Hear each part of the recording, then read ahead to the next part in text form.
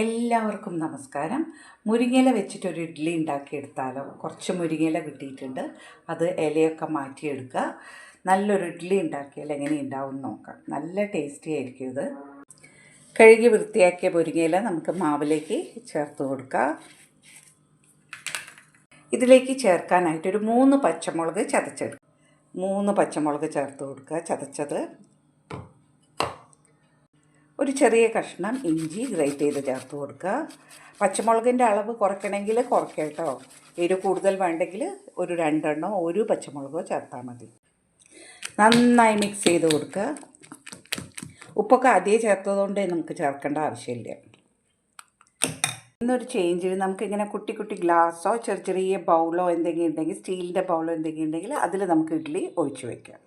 ഒരു ഫ്ലേവറിന് കുറച്ച് കായപ്പൊടി ചേർത്ത് കൊടുക്കുക കേട്ടോ. വളരെ കുറച്ച് മതി.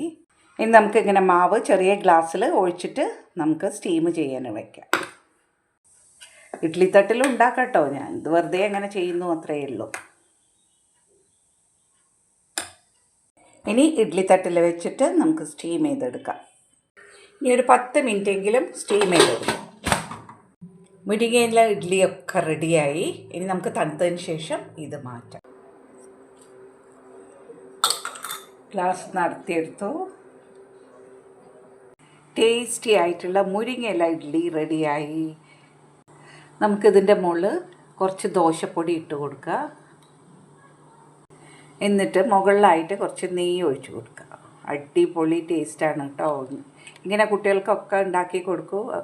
മുരിങ്ങയില ഇഷ്ടമില്ലാത്ത കുട്ടികൾക്കൊക്കെ ഇങ്ങനെ ഉണ്ടാക്കി കൊടുത്താൽ അവരിഷ്ടത്തോടു കൂടി കഴിക്കും.